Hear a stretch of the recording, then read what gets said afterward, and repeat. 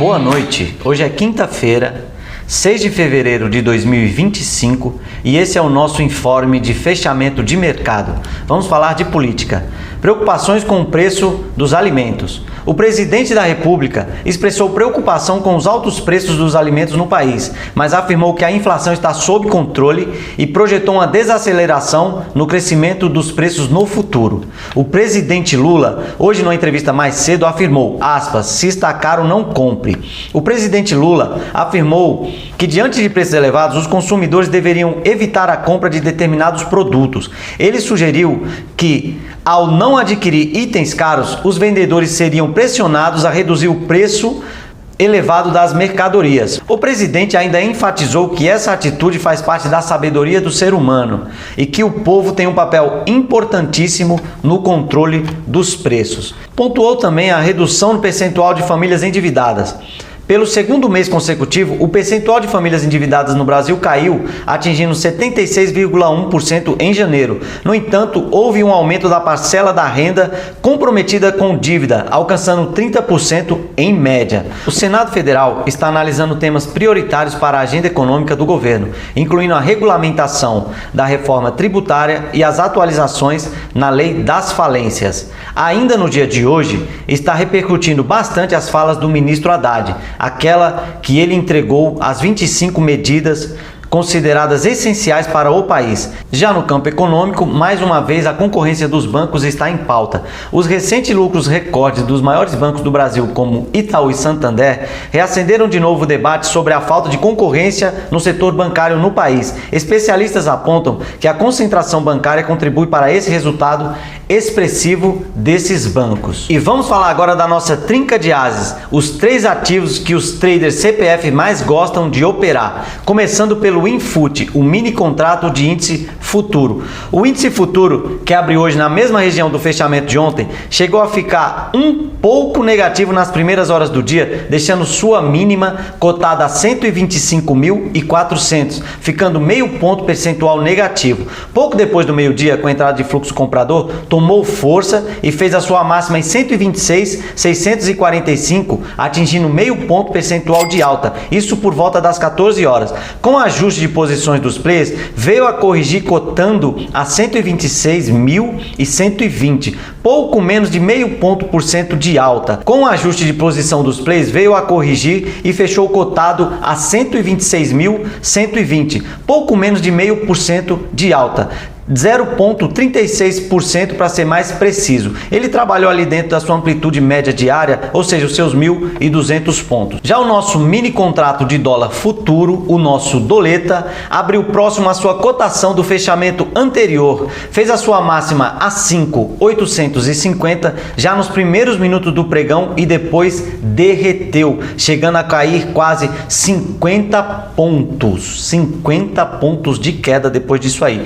Depois do leve fôlego de ontem, voltou a fechar mais um dia em baixa e teve aí uma amplitude de 76 pontos no dia. O dólar, que fez a sua mínima a 5.773,5, fechou cotado a 5.786,5. Isso com pouco mais de meio ponto percentual, 0,55 para ser mais preciso. E para finalizar a nossa trinca dourada, vamos falar de Bitcoin futuro. Ele que abriu hoje com um gap de quase 10 mil pontos de alta e deixou a sua máxima em 581.800 logo na abertura. E devido a uma grande quantidade de dinheiro que foi gasto, passou a existir uma necessidade de ajuste de fluxo e, por consequência, um ajuste de preço. Sendo assim, o BIT fez a sua correção e voltou a seguir a sua tendência de baixa, que já vem desde alguns dias, e chegou a fazer a sua mínima em 551 mil. Aliás, corrigindo, em 555.680, batendo quase 2,5 pontos percentual de baixa. Ele que teve hoje uma amplitude de 26.120 pontos, dentro da sua média diária. Ele encerrou o dia cotado a 560.380, com 1,5 ponto percentual negativo. Vamos falar agora dos papéis, começando pelas maiores altas do dia de hoje. Vamos falar aí de Ryzen 4. Hoje, as ações da Ryzen, a RAIZ4, o ticker dela, registrou um salto de mais de 10% durante o pregão, liderando as altas do Ibovespa. Esse movimento positivo aconteceu após notícias de que a empresa está considerando um aumento de capital para reduzir as alavancagens financeiras, visando aliviar a pressão sobre os endividamentos da controladora Cosan. Anteriormente, as ações da Raízen vinham enfrentando desvalorizações significativas, atingindo mínimas históricas nos dias anteriores. Muitos analistas reduziram o preço-alvo da ação de R$ 4,50 para R$ 3,50, uma redução aí de R$1, mas mantiveram a recomendação de compra. A segunda maior alta do dia de hoje foi da MGLU3, a Magalu. As ações da Magazine Luiza registraram uma significativa valorização, posicionando-se entre as maiores altas do Ibovespa. E para finalizar com as cotações das maiores altas do dia de hoje na B3, as ações da Cogna Educação, que é a COGN3, destacaram-se entre as 3 maiores altas do Ibovespa, registrando uma valorização de 7,14% e sendo negociada a R$ 1,50. Este desempenho positivo ocorre em meio a um movimento de recuperação dos papéis da empresa, que acumularam uma valorização de 37,61% no ano de 2025. Isso mesmo, só de 1º de janeiro para cá. Recentemente a Cogna, ela anunciou um programa de recompra de até 144,2 milhões de ações, representando cerca de 7,87% de todos os papéis em circulação, com a intenção de fortalecer a confiança dos seus investidores e otimizar sua estrutura de capital. Como nem tudo são flores, vamos falar agora das maiores baixas da B3 no dia de hoje. As ações da Automob Participações amargaram a maior queda do Ibovespa do dia de hoje, encerrando o pregão com desvalorização de 6,9%, cotada a 0,27 centavos, quase que um pozinho. Desde a sua estreia na B3, que foi em dezembro de 2024, quando ela apresentava grande valorização inicial, os papéis da empresa vêm enfatizando oscilações significativas. Ela sobe bastante e desce bastante, o que é até bem comum para papéis novos ou recentes aí na cotação da B3.